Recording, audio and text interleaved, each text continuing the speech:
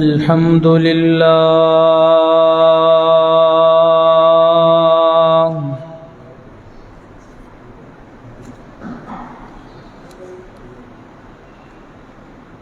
الحمد للہ وکفى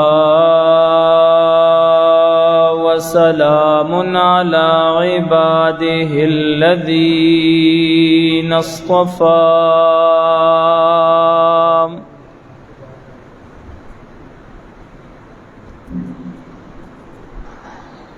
خصوصاً علی سید الرسل وخاتم الانبیاء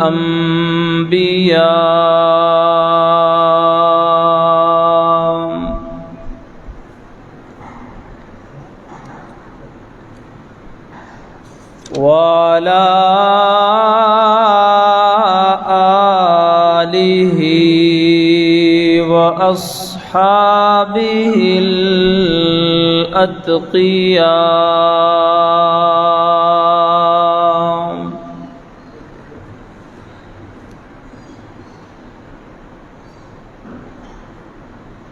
أما بعد فأعوذ بالله من الشيطان الرجيم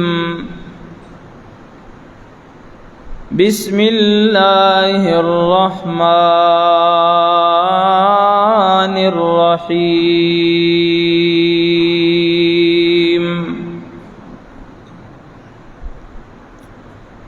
انا انزلناہ فی لیلۃ القدر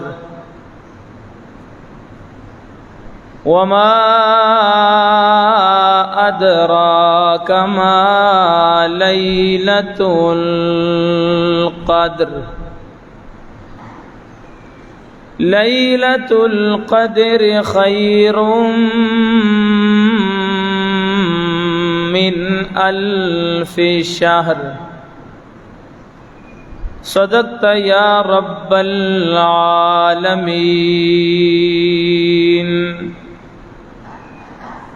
وقال النبي صلى الله عليه وسلم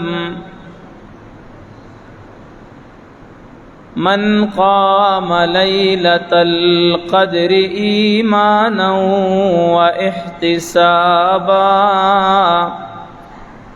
غفر له ما تقدم من ذنبه أو كما قال عليه الصلاة والسلام وصدق رسولك النبي الأمي الكريم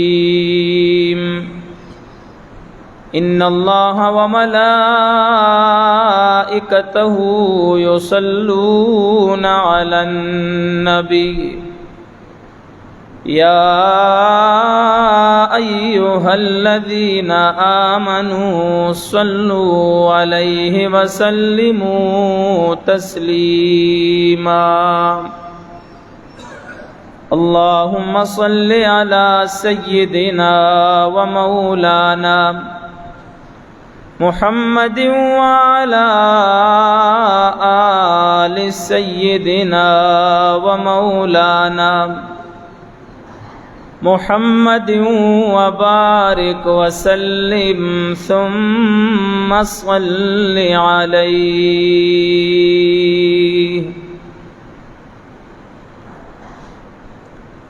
انتہائی قابل صد احترام میرے دوستوں، بزرگوں، میرے مسلمان بھائیوں، آج 20 رمضان المبارک جمعہ کا دن ہے، اور آج رمضان المبارک کا دوسرا عشرہ اپنے اختتام کو پہنچنے والا ہے.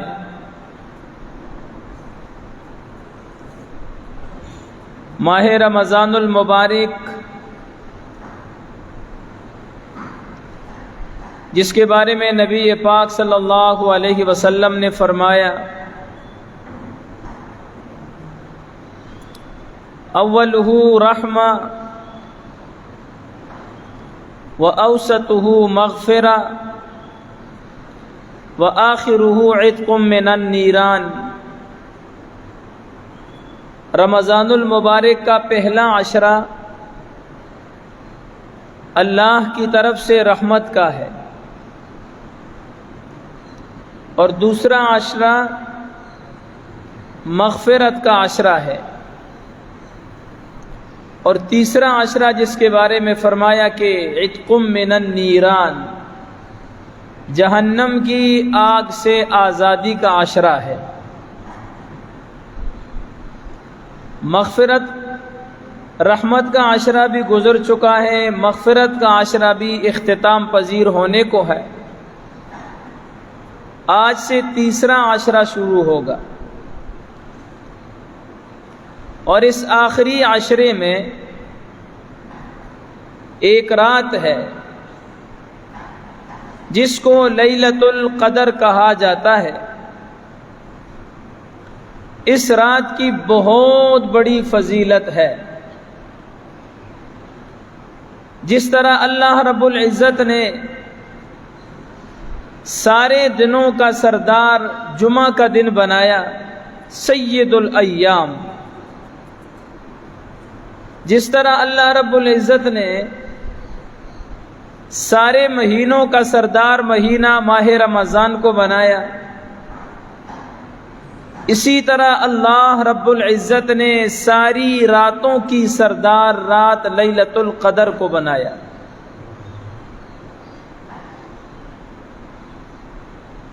اور اسی لیلۃ القدر کی تلاش میں حضور نبی کریم صلی اللہ علیہ وسلم نے پہلے 10 دنوں کا اعتکاف فرمایا، پھر دوسرے 10 دنوں کا اعتکاف فرمایا، پھر آپ نے تیسرے عشرے کا اعتکاف کیا اور فرمایا کہ میں نے لیلۃ القدر کو پہلے عشرے میں تلاش کیا، مجھے نہیں ملا، دوسرے عشرے میں تلاش کیا، نہیں ملا، پھر مجھے بتانے والے نے بتلایا کہ وہ تیسرے عشرے کی تاک راتوں میں ہے۔ فرمایا اب اس کو آخری عشرہ کی تاک راتوں میں تلاش کرو۔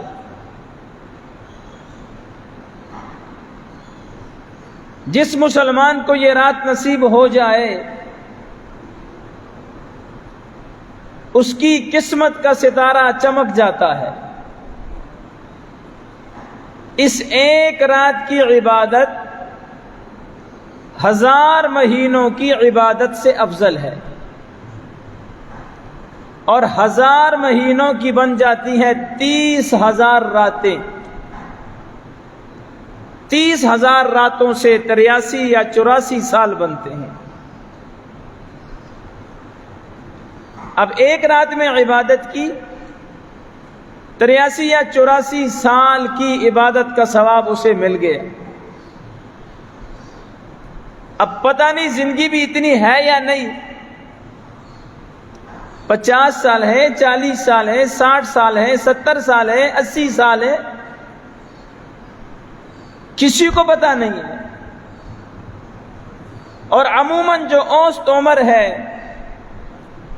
وہ 60-70 کے درمیان ہے۔ کوئی شاذر ناظر 80 سے کراس کر جاتا ہے۔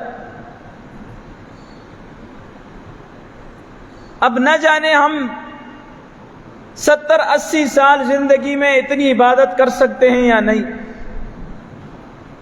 لیکن اگر رمضان المبارک کے آخر عشرہ کی تاک راتوں کو ہم قیمتی بنائیں تو 83-84 سال کی عبادت کا ثواب ہم حاصل کر سکتے ہیں۔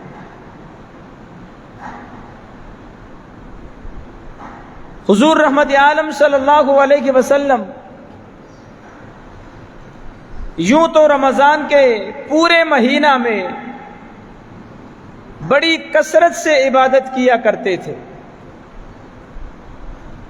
لیکن اماں عائشہ فرماتی ہے رضی اللہ عنہا کہ جب آخر عشرہ شروع ہوتا تو آپ کمر کس لیتے، یعنی اور تیاری کر لیتے، عبادت میں اور زیادہ اضافہ ہو جاتا، اور ان راتوں کو آپ اہتمام کے ساتھ جاگ کے گزارتے اور اپنے گھر والوں کو بھی جگایا کرتے تھے تاکہ وہ بھی ان راتوں کی برکات سے مستفید ہو سکے۔ اس رات کی بڑی فضیلت ہے میرے دوستو، اور اس رات کو جو یہ مرتبہ اور مقام اور یہ فضیلت ملی ہے وہ قرآن کی وجہ سے،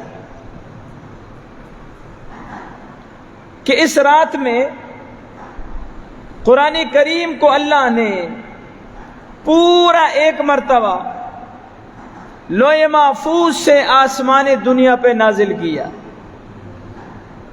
اور پھر 23 سال میں آہستہ آہستہ تھوڑا تھوڑا کر کے اپنے نبی کے قلب اطہر پر نازل کرتا رہا۔ اس رات کو جو فضیلت ملی ہے وہ قرآن کی وجہ سے۔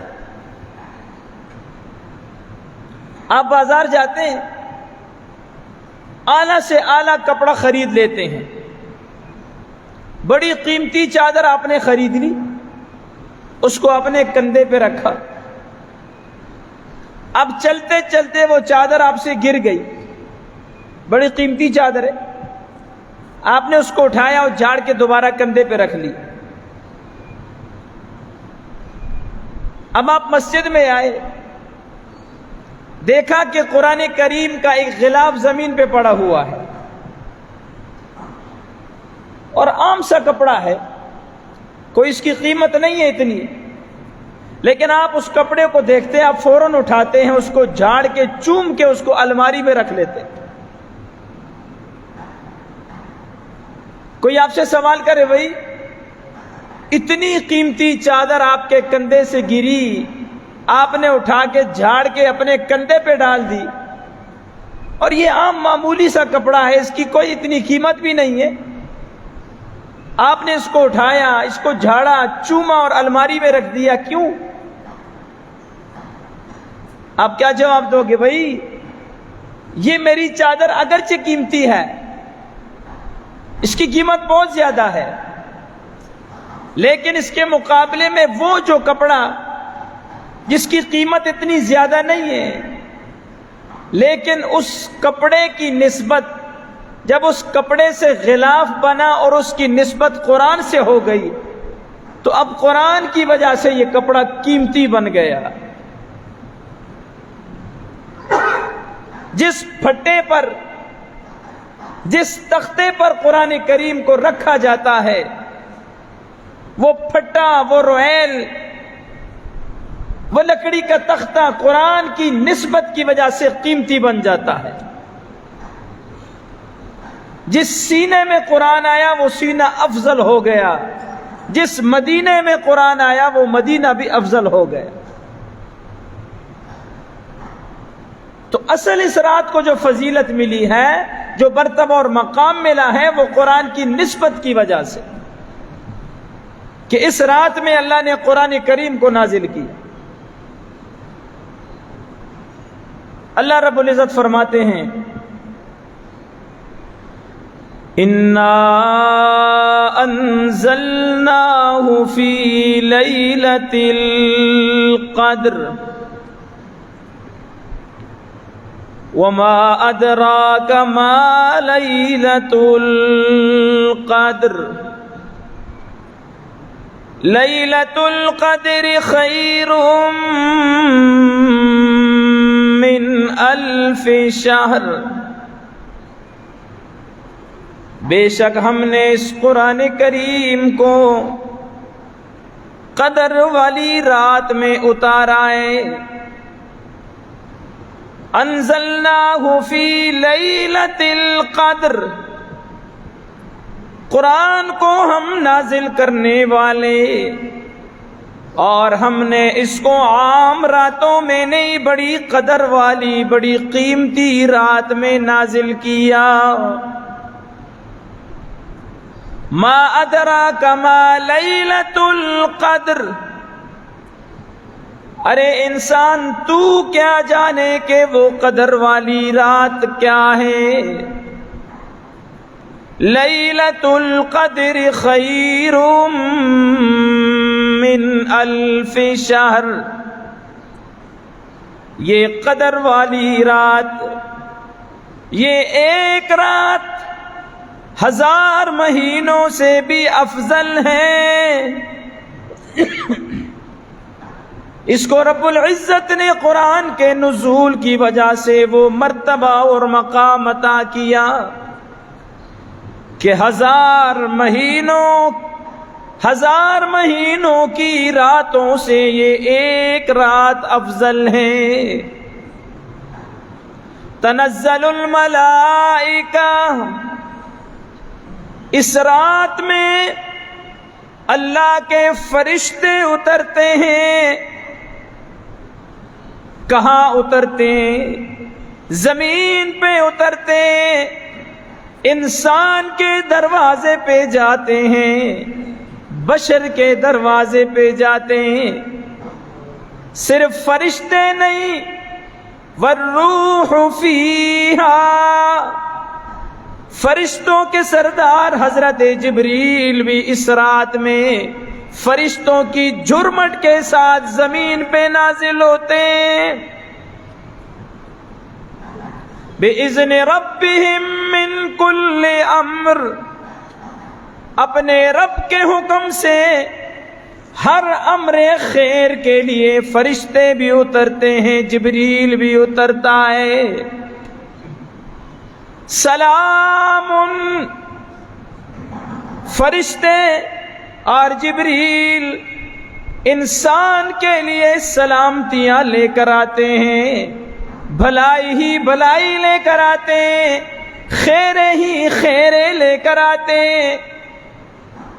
رحمت عالم صلی اللہ علیہ وسلم نے ارشاد فرمایا، اس رات میں فرشتے نازل ہوتے ہیں اور ہر عبادت کرنے والے، چاہے وہ نفل پڑھ رہا ہے، چاہے وہ قرآن کریم کی تلاوت کر رہا ہے، چاہے وہ ذکر اذکار میں مشغول ہے، فرشتے ان کے پاس آتے ہیں اور ان کے ساتھ مصافحہ کرتے ہیں، اور ان کے لیے اللہ رب العزت سے مغفرت کی اور رحمت کی دعائیں مانگتے ہیں۔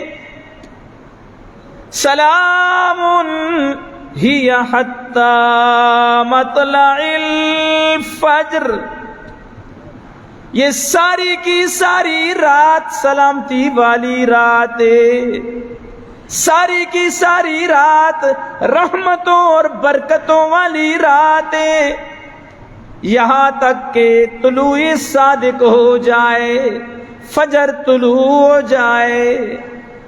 ساری رات فرشتے اللہ کے ان نیک بندوں کے پاس جاتے ہیں، ان کو عبادت میں مشغول ہوتا ہوا، عبادت میں مصروف پاتا دیکھ کر خوشی کا اظہار کرتے ہیں، انہیں مصافحہ کرتے ہیں اور فرط محبت میں اللہ سے رحمت کی دعائیں بھی کرتے ہیں۔ یہ اس رات کی فضیلت ہے۔ اللہ رب العزت اپنی نورانی مخلوق کو تیرے دروازے پر بھیج دیتے ہیں، جاؤ نا میرے بندوں کا نظارہ کر کے آؤ، کیسی آج رات کو میرے بندے مجھے رو رو کے پکار رہے ہیں۔ مسلمان بندہ اس رات میں جب رب العالمین کے سامنے سر سجود ہوتا ہے، کبھی نفل پڑھتا ہے، کبھی ذکر کرتا ہے، کبھی تسبیح پڑھتا ہے، کبھی قرآن کی تلاوت کرتا ہے، اور پھر صبح سحری کے ٹائم جب اپنے رب کے حضور گڑ گڑا کے دعا مانگتا ہے، صبح صادق طلوع ہونے سے پہلے اس کی قسمت کا ستارہ طلوع ہو چکا ہوتا ہے، صبح صادق بعد میں طلوع ہوتی ہے، اس کی قسمت کا ستارہ پہلے چمک جاتا ہے، اس کی مغفرت کا پروانہ پہلے جاری کر دیا جاتا ہے۔ لیلۃ القدر خیر من الف شہر، اس ایک رات کی عبادت 1000 مہینوں کی عبادت سے افضل ہے۔ سیدہ طیبہ طاہرہ، ہم سب کی تمام مومنوں کی حلالیوں کی ماں عائشہ صدیقہ رضی اللہ تعالی عنہا نے سوال کیا، میرے سرتاج، میرے محبوب، اگر یہ رات مجھے مل جائے میں اس میں کیا دعا مانگوں؟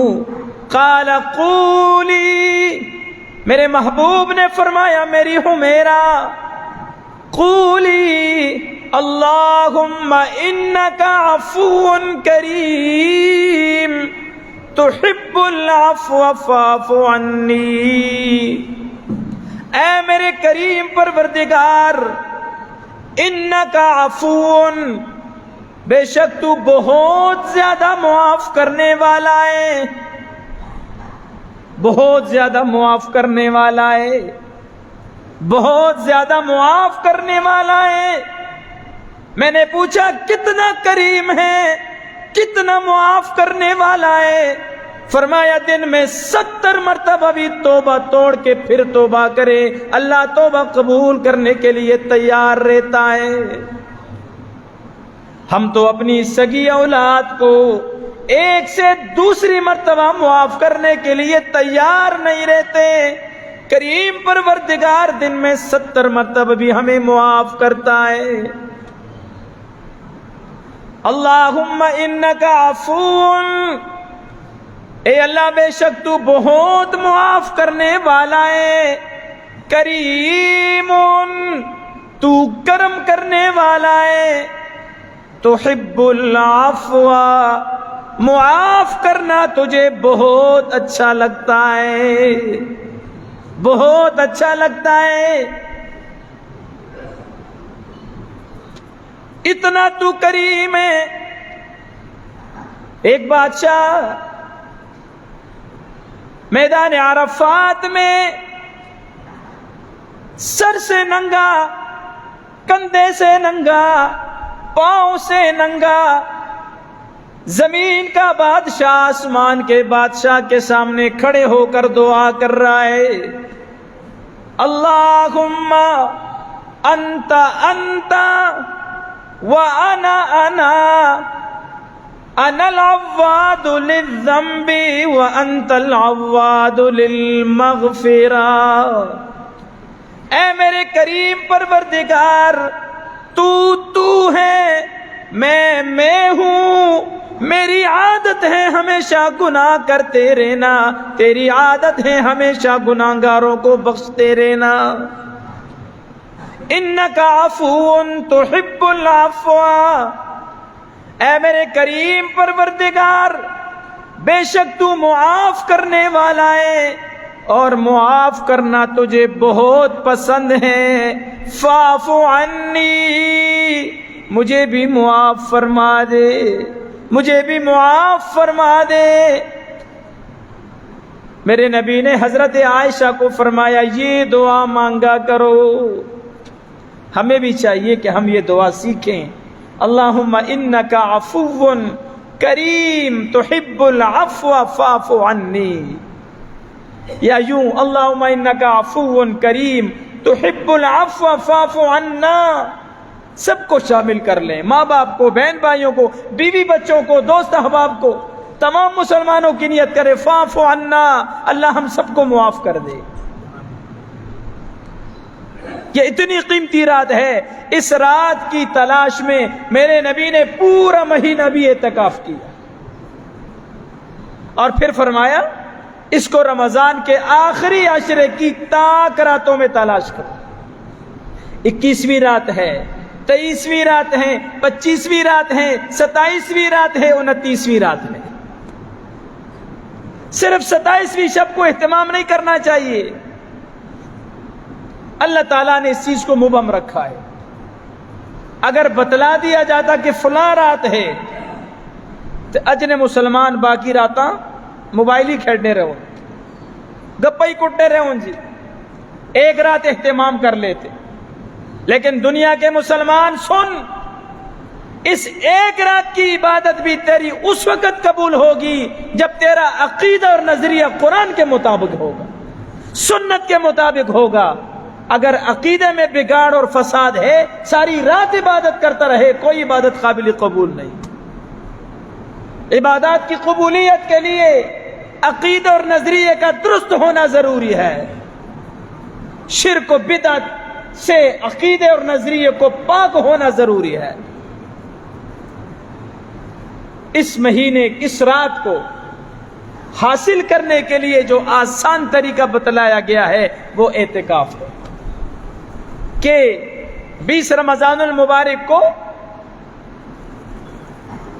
غروب آفتاب سے پہلے مسلمان اللہ کا مہمان بن کر، معتکف بن کر اللہ کے در پہ آ کے بیٹھ جائے۔ 10 راتیں 10 دن جب وہ اللہ کے در پہ گزارے گا اور یہ اللہ کا مہمان آئے گا تو اللہ اپنے مہمان کی بے قدری کبھی نہیں کرتا۔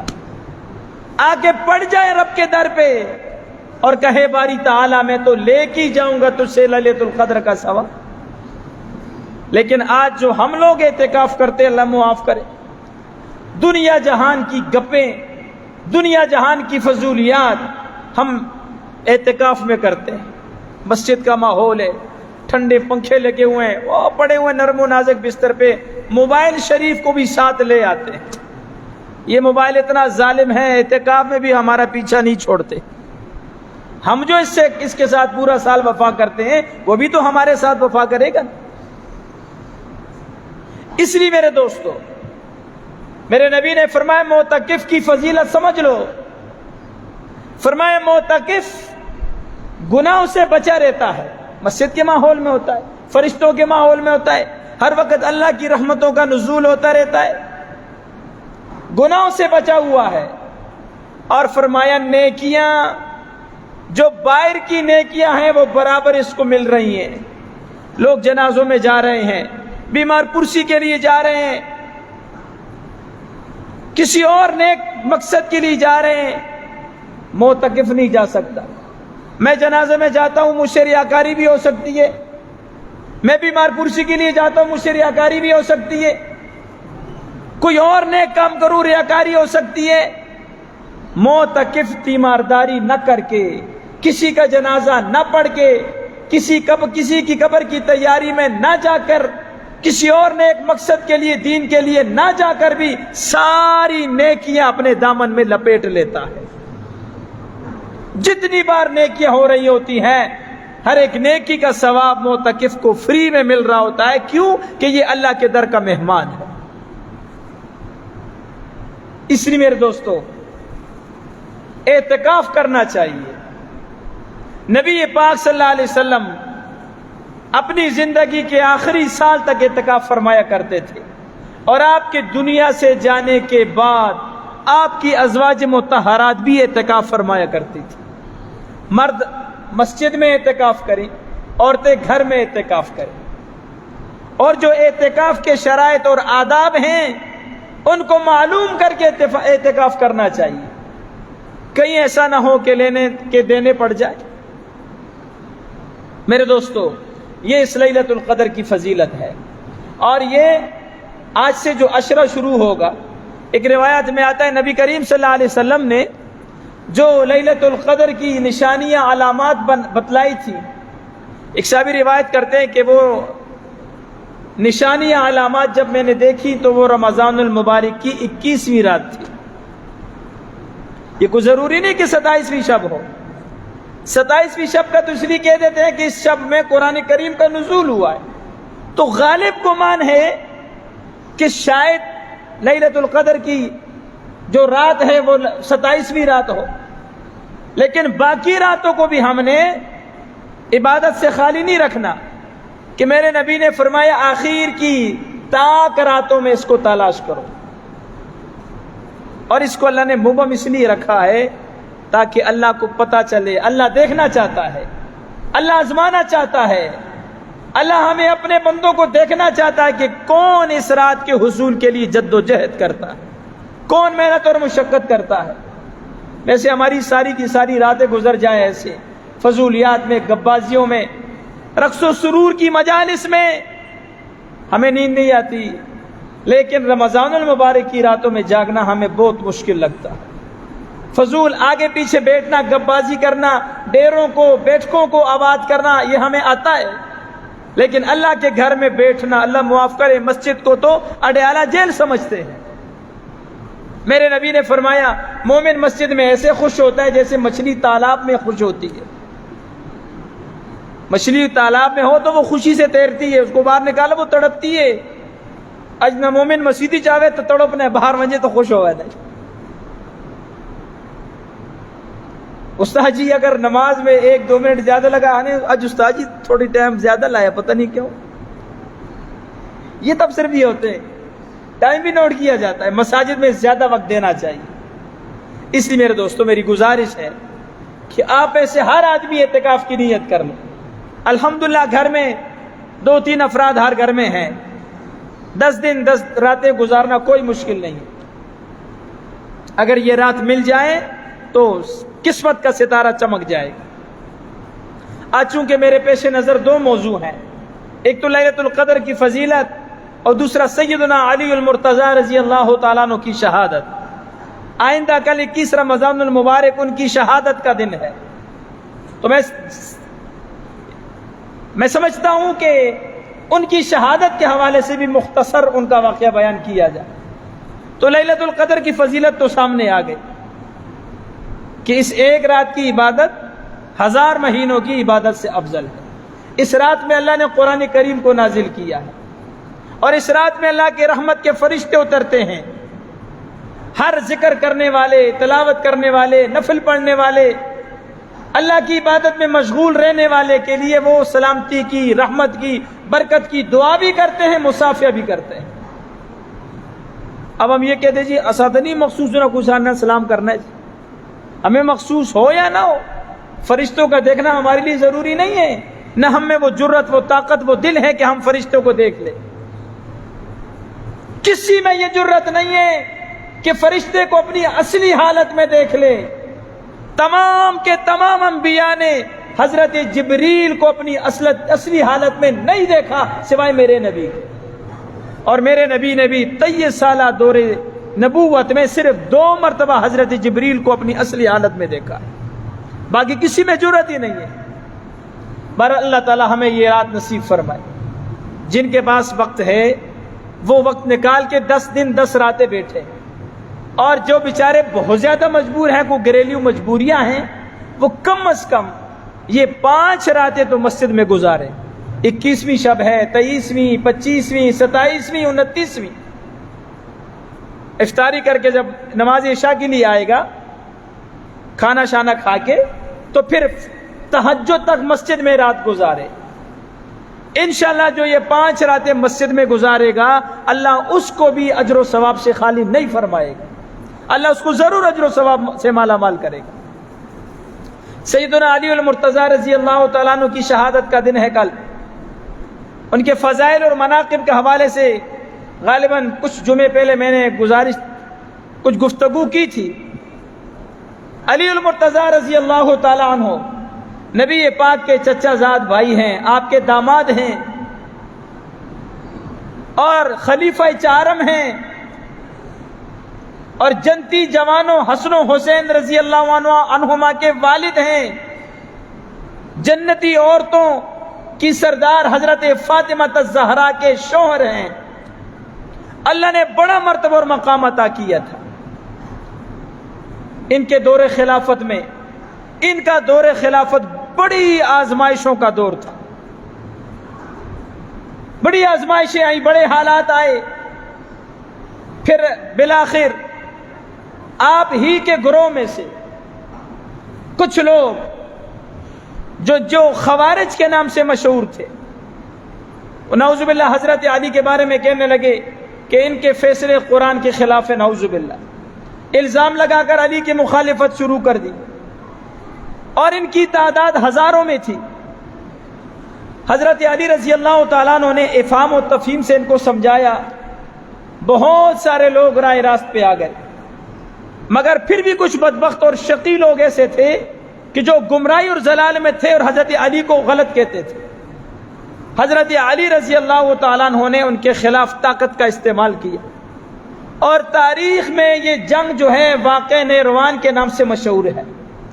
اس میں بہت ساروں کا خاتمہ ہو گیا، چند گنے گنائے ظالم شریر لوگ رہ گئے۔ ان میں سے 3 ایسے تھے، ایک کا نام برق بن عبداللہ ہے، ایک کا نام عمر بن بکر ہے تمیمی، اور ایک کا نام عبد الرحمن ابن ملجم ہے۔ ان تینوں ظالموں نے مکہ میں مشورہ کیا کہ جن لوگوں کے ہاتھ میں حکومت ہے ان کو قتل کر دیا جائے۔ برق نے کہا میں امیر معاویہ کو نعوذ باللہ قتل کرتا ہوں۔ عمر بن بکر نے کہا میں عمرو ابن عاص کو قتل کروں گا۔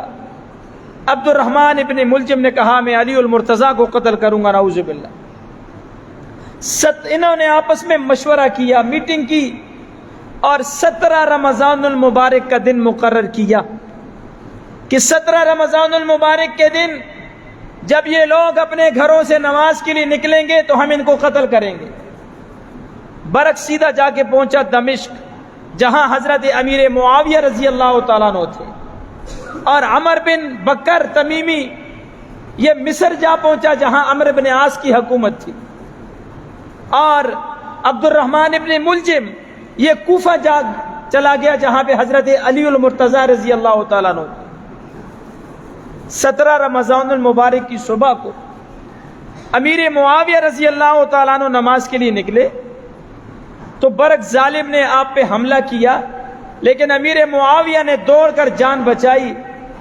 تلوار آپ کے سر پہ تو نہ لگی لیکن جسم پہ لگی، جہاں سے آپ کو زخم آیا۔ پھر علاج سے اللہ نے آپ کا وہ زخم ٹھیک کیا، اور بدلے میں اس ظالم کو قتل کیا گیا۔ یہ تو ناکام ہوا۔ عمر بن بکر نے مصر میں جب صبح کی نماز میں حملہ کرنا چاہا تو اللہ کی شان اس رات حضرت عمرو بن عاص رضی اللہ تعالیٰ عنہ کی طبیعت اتنی شدید خراب تھی کہ وہ صبح کی نماز کے لیے نہ آ سکے، تو انہوں نے اپنے نائب کو بھیجا خارجہ ابن حبیب کو۔ اب جب وہ مصلی امامت پہ آئے تو اس ظالم نے انہیں عمر بن عاص سمجھ کر ان پہ تلوار سے وار کر کے قتل کر دیا۔ پکڑا گیا، اس کو عمر بن عاص کے پاس لایا گیا، وہ امیر تھے وہاں کے۔ پکڑ کر لانے والے عمر بن عاص سے کہتے امیر المومنین، امیر صاحب اس نے یوں کیا، اس نے یوں کیا، اس نے یوں کیا۔ اس نے کہا یہ کون ہے؟ کہا یہ عمر بن عاص ہے۔ کہنے لگا جس کو میں نے قتل کیا وہ کون ہے؟ کہا وہ تو خارجہ بن حبیب ہے۔ یہ ظالم حضرت عمر بن عاص کے سامنے آ کے کہتا اے فاسق، اے بدبخت، میں تجھے قتل کرنا چاہتا تھا لیکن تو بچ گیا۔ عمر بن عاص نے فرمایا تو کچھ اور چاہتا تھا لیکن رب العالمین نے کچھ اور کر دیا، اور یوں اس کو بھی قصاص کے طور پر قتل کر دیا گیا۔ عمر بن عاص بھی بچ گئے، امیر معاویہ بھی بچ گئے۔ تیسرا جو شقی ظالم بدبخت ابن ملجم تھا، وہ کوفہ میں حضرت علی المرتضیٰ رضی اللہ تعالیٰ عنہ کے مکان کے پاس بیٹھا۔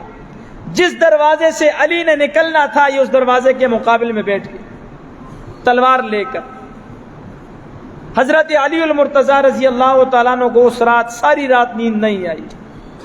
حضرت حسن فرماتے ہیں آپ کے بڑے بیٹے کہ میں سحری کے وقت پاس گیا تو کہنے لگے بیٹا ساری رات مجھے نیند نہیں آئی، آخر شب میں تھوڑی سی بیٹے میری آنکھ لگ گئی تو نبی پاک کی خواب میں زیارت ہو گئی۔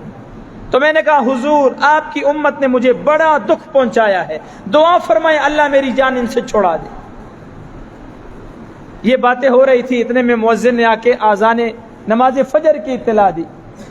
حسن فرماتے ہیں آگے مؤذن تھا، پیچھے حضرت علی تھے، پیچھے میں تھا، اور اپنے حسب معمول حضرت علی رضی اللہ تعالیٰ جب دروازے سے نکلے تو الصلاۃ الصلاۃ الصلاۃ کے نعرے لگاتے رہے، لوگوں کو نماز کے لیے جگا رہے تھے۔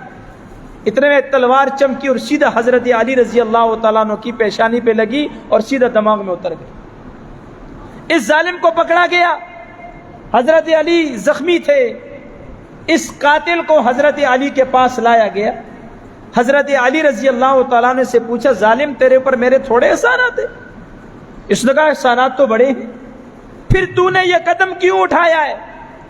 لیکن یہ ظالم ایک بدکارہ عورت کی عشق میں مبتلا ہو کر اس نے یہ قدم اٹھایا۔ حضرت علی رضی اللہ تعالیٰ عنہ نے وصیت کی کہ بھائی اگر میں زندہ رہا تو میں خود اس سے بدلہ لوں گا، میں اپنے خون کا سب سے بڑا مدعی ہوں، میں چاہوں گا اس سے بدلہ لے لوں گا، چاہوں گا تو اس کو معاف کر دوں گا، لیکن میں اگر شہید ہو جاتا ہوں اس کے اسوار سے تو میرے بعد اس کو بھی میرے پیچھے روانہ کر دینا، میں اللہ کی عدالت میں اس سے خود جواب طلب کروں گا۔ اور فرمایا دیکھنا اگر اس کی اس ایک ضرب سے میری جان چلی گئی تو اس کو بھی ایک ہی ضرب لگانا، اور خبردار اس کے ناک کان اور ہونٹوں کو نہ کاٹنا، کہ میرے نبی نے منع کیا ہے مسلح کسی کا بھی جائز نہیں اگرچہ کتا ہی کیوں نہ ہو۔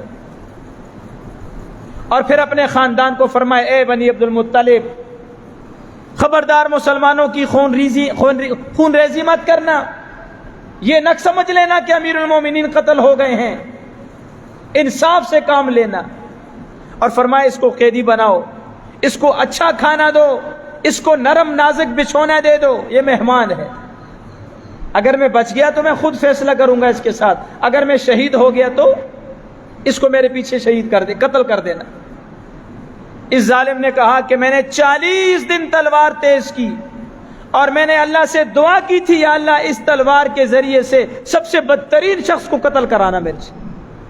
حضرت علی نے فرمایا اس تلوار سے تو ہی قتل ہوگا اور اللہ کے نزدیک تو ہی سب سے بدترین آدمی ہے۔ حضرت علی کی شہادت ہوئی اور پھر اسی طرح اسی تلوار سے اس ظالم کو بھی قتل کر دیا گیا۔